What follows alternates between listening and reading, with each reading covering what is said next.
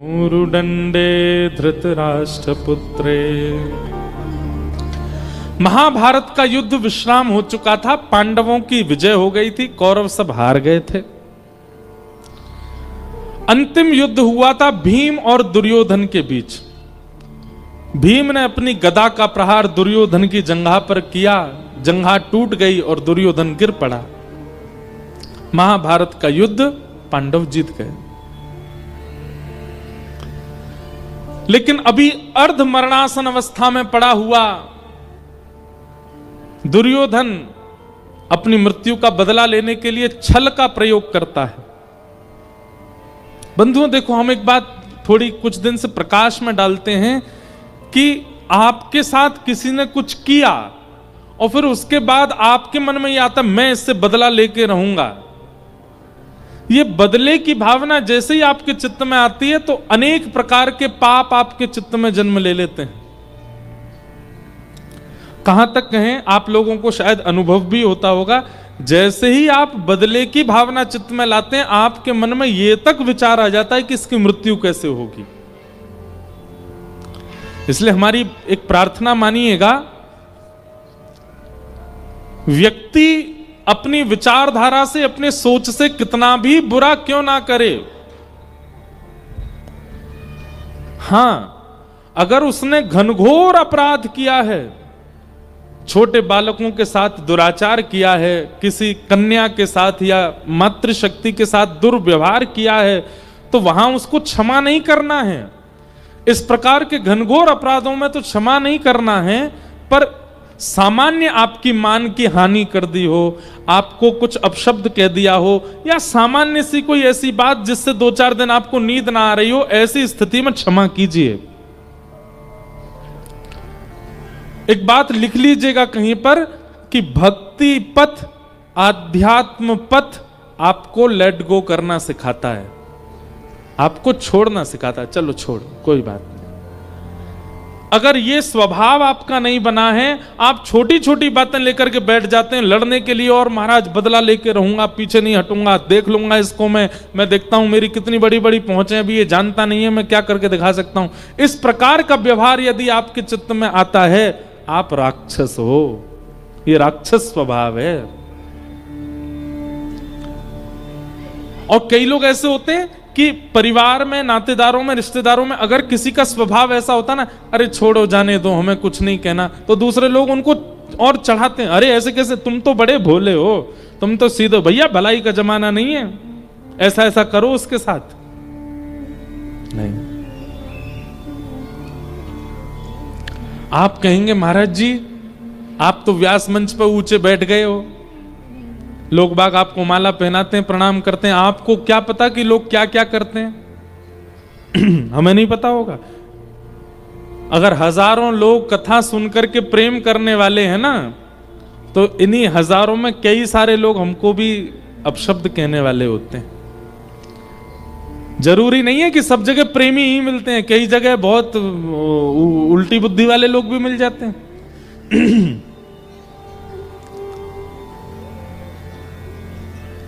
लेकिन क्षमा करना एक आध्यात्मिक व्यक्ति का स्वभाव है।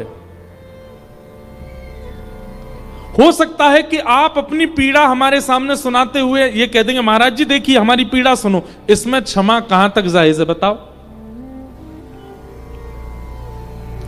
पर हमारी एक बात, आप हमसे व्यक्तिगत मिलोगे ना तो हम यही कहेंगे क्षमा मत करो, दंड दो, पर हम मंच से कह सकते हैं। आप अगर क्षमा करेंगे ना तो उस व्यक्ति को वो दंड मिलेगा जो आप सोच भी नहीं पाओगे, और वो दंड ठाकुर जी देते हैं। फिर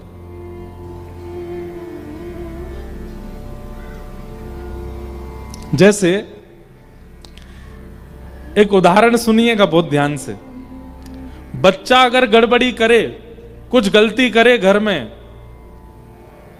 बच्चे बहुत ध्यान से सुनिएगा, अगर आपने कुछ गड़बड़ी करी, कोई गलती करी और मां ने देख लिया और मां ने देख करके आपको छोड़ दिया, तो आपकी टेंशन बढ़ जानी चाहिए। क्यों? मां ने छोड़ दिया, पिताजी मां से ज्यादा दंड देंगे, इसलिए 2-4 चपाटे मां के ही खा लो, ताकि पिताजी तक बात ना पहुंचे, क्योंकि पिताजी के हाथ में बात आ गई तो फिर कार्य बहुत ज्यादा बिगड़ जाएगा। ठीक वैसे ही आपके साथ किसी ने अनुचित व्यवहार किया, आप अगर उसको दंड दोगे तो वो दंड एक प्रकार का बदला, वो आप बदला लेने की भावना आपके मन को बिगाड़ेगी। उसको तो केवल आप दंड देके थोड़ी पीड़ा दोगे, लेकिन कहीं आपने अगर उसको क्षमा कर दिया, जाने दिया, तब ठाकुर जी आपकी कमान संभालते हैं। बोले अच्छा इसने क्षमा किया, मैं नहीं करूंगा, अब इसका दंड मैं दूंगा। और ठाकुर जी जब दंड देते हैं तो वो दंड आपके विचार से परे होता है। तो ये एक आध्यात्मिक स्वभाव है, ये एक भक्ति पथिक का स्वभाव है कि वो जाने देता है बातों को, ठीक है। पर हां, कुछ अपराध ऐसे हैं उनमें नहीं। पत्नी के साथ दुर्व्यवहार होता है, बच्चों के साथ दुर्व्यवहार होता है, पति के साथ भी दुर्व्यवहार होता है। वैसी स्थिति, वो चरम स्थिति आ जाए तो बात अलग है। पर सामान्य सी मानहानि जैसी है, सामान्य सा कुछ अपशब्द है, सामान्य सी कुछ बातें हैं, उनमें तो थोड़ा छोड़ने दिया करो बातों को, उसको पकड़ के मत बैठा करो। उससे आपका ही मन खराब होता है। रात भर नींद नहीं आ रही, टेंशन बढ़ी जा रही है, क्यों? देख लूंगा, मेरे रिश्तेदारों के आगे इतना बुरा बोल दिया, मुझको गलत बोल दिया है। क्या गलत बोल दिया?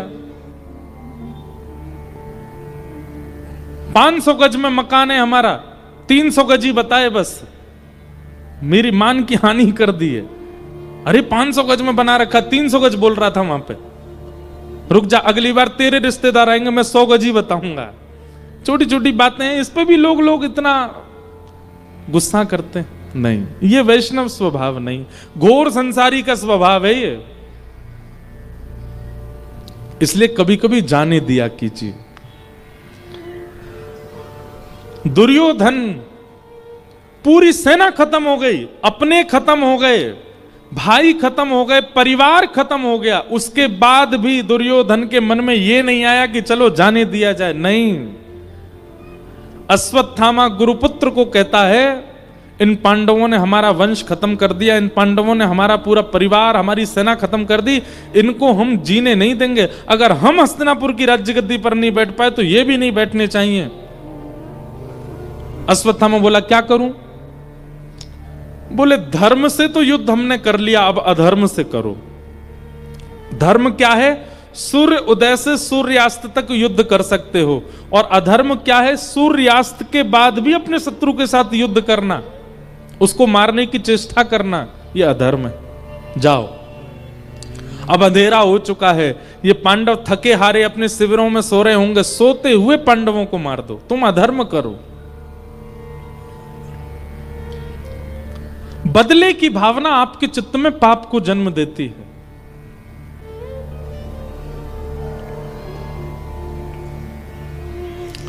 अश्वत्थामा गए, लेकिन ठाकुर जी के मन में कुछ और चल रहा था। पांडवों को लेकर के भगवान कहीं और चले गए, लेकिन द्रौपदी के 5 पुत्र सोते रह गए और अश्वत्थामा ने अंधेरे में जल्दीबाजी के चक्कर में द्रौपदी के 5 पुत्र मार दिए। प्रातःकाल का समय हुआ, अपने पुत्रों की हत्या सुन करके द्रौपदी रोने लगी। अर्जुन ने प्रतिज्ञा ले ली, मैं जीवित नहीं छोड़ूंगा जिसने भी बालकों की हत्या की है। अश्वत्थामा को बंदी बना लिया, पर द्रौपदी ने अश्वत्थामा को क्षमा कर दिया। बंधुओं, एक बात बहुत ध्यान से सुनिएगा। अब यहां द्रौपदी के साथ जो घटना घटी है, इधर देखिए सब लोग, बहुत ध्यान से सुनिए। द्रौपदी के साथ जो घटना घटी है, इसका कभी आप चिंतन भी नहीं कर सकते। द्रौपदी के निर्दोष 5 बालकों की हत्या कर दी है, और ऐसी स्थिति में द्रौपदी अपने बालकों के हत्यारे को क्षमा कर रही है। मां का एक स्वभाव होता है, वो अपने पुत्र को स्वयं डांट लेगी, मार लेगी, पीट लेगी, लेकिन कोई और उसके पुत्र को हाथ लगाए, ये मां सहन नहीं कर सकती। कभी कभी पिता भी अगर पुत्र पर नाराज होते हैं तो मां सामने आ जाती है, बस बहुत हो गया है, अब इससे ज्यादा मत करो। खुद चाहे कितना भी मारे उसको। मां का स्वभाव होता है कि वो अन्य किसी को इतना अधिकार नहीं देती कि उसके पुत्र या पुत्री को कोई कुछ कहे। यहां तो हत्या कर दी 5 बालकों की, और द्रौपदी क्या कह रही है? छोड़ दो इसको मत मारो। अर्जुन ने पूछा क्यों? तुम्हारे बालकों को मारा है इसने, इसको क्यों ना मारूं? किस कारण से छोड़ दूं इसको? तब द्रौपदी ने जो कारण दिए हैं ना, वो सुनने लायक है। द्रौपदी क्या कहती है? द्रौपदी पहली बात कहती है, अर्जुन, ये हमारे गुरु का पुत्र है, गुरुपुत्र है। गुरुपुत्र मतलब? गुरुपुत्र मतलब गुरु समान। महाभारत युद्ध में गुरुदेव तो मारे गए, लेकिन गुरुपुत्र को कम से कम गुरु रूप मान करके छोड़ दो। जिन गुरु जी ने धनुष उठाना सिखाया, बाण चलाना सिखाया, रणभूमि में खड़ा होना सिखाया, उन गुरु के ऋण से हम कभी उऋण नहीं हो पाएंगे। कम से कम उनके पुत्र को गुरु रूप मान करके क्षमा कर दो। गुरु निष्ठा। जबकि होता ऐसा है बंधुओं कि जब कोई बहुत सगा व्यक्ति चला जाता है ना, तो व्यक्ति इतना व्याकुल हो जाता है कि कई बार वो भगवान को भी कोस देता है कि हे नाथ, क्या आप में दया नहीं है? मेरे इतने प्रिय को मुझसे छीन लिया।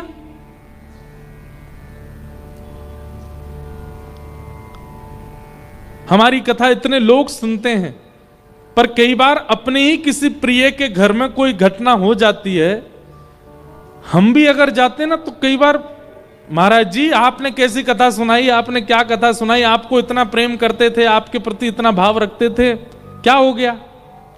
लोगों के मन में एक क्षण नहीं लगता विश्वास आने में ऐसी स्थितियों में। लेकिन द्रौपदी की स्थिति देखिए, 5 बालक मर गए और द्रौपदी कह रही है गुरुपुत्र है हमारा। गुरुपुत्र गुरु समान होता है, इसको मत मारो। दूसरी बात, हम क्षत्रिय हैं और ये ब्राह्मण हैं। ब्राह्मण वंद्य होते हैं, ब्राह्मण पूजनीय होते हैं, इसको नहीं मारना चाहिए। तीसरी बात, ये भी किसी मां का बेटा है, और ये जिस मां का बेटा है वो पहले ही विधवा हो चुकी है।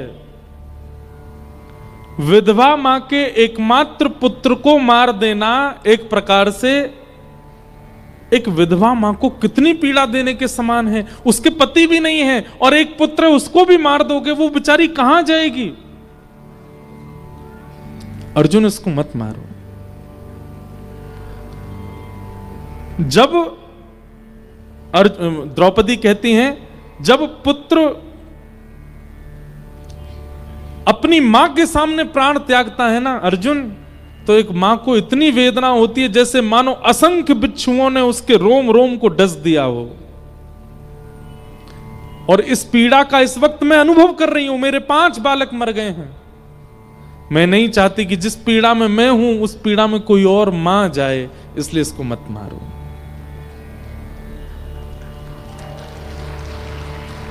और अंतिम बात द्रौपदी कहती है, अगर इसको मारने से मेरे 5 पुत्र जीवित हो जाएं तो मार दो, लेकिन अगर 5 जीवित नहीं होंगे तो इसकी हत्या मत करो। ये बात सुनकर के पूरी सभा स्तब्ध हो गई, लेकिन सभा में एक खंभ से अपने टेक लगा करके खड़े हुए द्वारिकाधीश, उनके नेत्र सजल हो गए, नेत्रों में अश्रुबिंद आ गए ठाकुर जी के।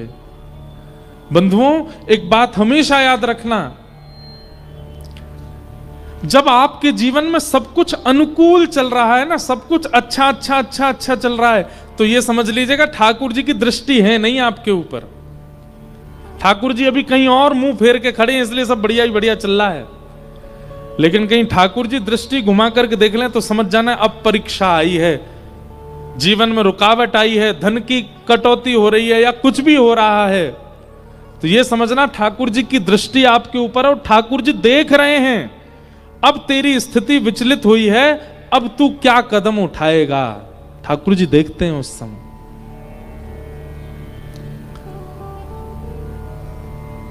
अनुकूल परिस्थिति में आप क्या करते हो इससे फर्क नहीं पड़ता, पर प्रतिकूल परिस्थिति में आपके निर्णय कैसे होते हैं उससे ठाकुर जी रीझते हैं। इसलिए बंधुओं, कभी भी प्रतिकूल परिस्थिति आती है, धन की कटौती हो रही है, व्यापार में वृद्धि नहीं हो रही है, पत्नी नहीं सुनती है, बच्चे अपनी मनमानी करते हैं, आदि आदि, ये सब स्थिति और भी कुछ स्थिति अगर जीवन में आ रही है ना, तो उस समय एक बात का ध्यान जरूर रखा कीजिए, ठाकुर जी इस समय मुझ पर नजर गाड़ के बैठे हैं। मेरा एक एक निर्णय, मेरा एक एक कदम,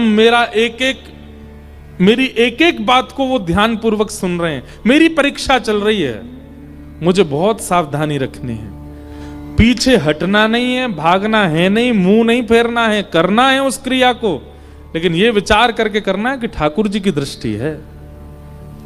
उस समय यदि आपके निर्णय, आपका व्यवहार, आपका स्वभाव, आपकी विचारधारा, आपके क्रोध, सब पर अगर आपने नियंत्रण कर लिया, तो जिस प्रकार अभी द्रौपदी से ठाकुर जी प्रसन्न हो गए, ऐसी आपसे हो जाएंगे। इसलिए विपरीत परिस्थिति में आप सब सोचते हो, पर एक बात का विचार किया करो, ठाकुर जी देख रहे हैं। आप जब एकांत में बैठ के रोने लग जाते हैं, आप जब स्वयं को कोसने लग जाते हैं, आप दर दर भटकने लग जाते हैं, उस स्थिति से निकलने के लिए कुछ भी करने को तैयार हो जाते हैं, उस समय यह विचार कर लिया कीजिए, ठाकुर जी देख रहे हैं आपको। हम एक बात कहते हैं, पानी में अगर गहरे पानी में कभी जाओ तो बचने का एक नियम सुन लीजिए। अगर डूब रहे हो, गिर गए हो नाव से या गहरे पानी में चले गए हो, तो दो चीजों का ध्यान रखना, एक तो मुंह बंद रखना और दूसरे हाथ पैर मत मारना। हाथ पैरों को ढीला छोड़ देना, मुंह बंद कर लेना, आप अपने आप ऊपर आ जाओगे, डूब ही नहीं पाओगे। ठीक वैसे ही जीवन रूपी सागर में जब भयंकर परिस्थिति में डूबने लग जाओ, एक तो मुंह बंद कर लेना और दूसरे बहुत हाथ पैर मत मारना, इधर जा उधर जा, यहां ये कर वहां वो कर, इससे बात कर, इसके पीछे पड़, इससे मन्नत कर, नहीं। इन दो चीजों को वश कर लीजिए, अपने हाथ पैर कम चलाइए, मुंह कम चलाइए, आपकी वो स्थिति कितनी भी भयावह हो, आप तैरते हुए पार कर जाओगे। इन दो बातों का ध्यान रखिए। द्रौपदी का आज निर्णय सुनकर के भगवान इतने प्रसन्न हो गए, भगवान ने द्रौपदी को द्रौपदी कहा ही नहीं, नाम ही बदल दिया द्रौपदी का। निरीक्ष कृष्णापकृतं गुरु सुतम, भागवत जी में यहां आया है, द्रौपदी का नाम ही बदल गया। क्या? कृष्णा। क्या नाम हो गया? भगवान का नाम कृष्ण और द्रौपदी का नाम कृष्णा। कृष्णा जो है ना, स्त्रीलिंग शब्द है, कृष्ण ये पुल्लिंग शब्द है, ये ठाकुर जी का नाम है। ठाकुर जी का नाम कृष्णा नहीं है, ठाकुर जी का नाम कृष्ण है। निरीक्ष कृष्णापकृतम गुरु सुतम, ठाकुर जी ने उसको अपना नाम दे दिया कृष्णा। और ठाकुर जी कह रहे हैं मैं दया का देवता, ये दया की देवी है। अत्यंत प्रसन्न हो गए भगवान द्रौपदी से। आप सुख की घड़ी में, अच्छे समय में क्या करते हैं, ठाकुर जी कई बार आपको नहीं देखते, लेकिन आपकी विषम परिस्थिति में ठाकुर जी एक एक चीज मॉनिटर करते हैं आपकी। आपका व्यवहार कैसा है, आपका स्वभाव कैसा है, आपकी विचारधारा कैसी है, आपकी वाणी कैसी है। विपरीत अवस्था में बालक स्वस्थ हो, धूल में खेले, रोड पर चला जाए, मित्रों के साथ खेले, कोई दिक्कत नहीं, माता पिता को चिंता नहीं होती। पर बालक को खांसी जुकाम हो जाए, बुखार हो जाए, माँ 24 घंटे उसके आगे पीछे घूमती रहती है। एक एक बार उसको थर्मोमीटर लगा के देखेगी, बार बार उसकी नब्ज देखेगी, सिर पर पट्टी रखेगी, बार बार दृष्टि डालती है मां। ठीक वैसे आपकी विषम परिस्थिति में ठाकुर जी देखते ही रहते हैं और परखते हैं कि आपका स्वभाव, व्यवहार, वाणी कैसी है उस समय। क्योंकि अनुकूल परिस्थिति में तो सब अच्छा बोलते हैं, प्रतिकूल में जो अच्छा बोले वो श्रेष्ठ है।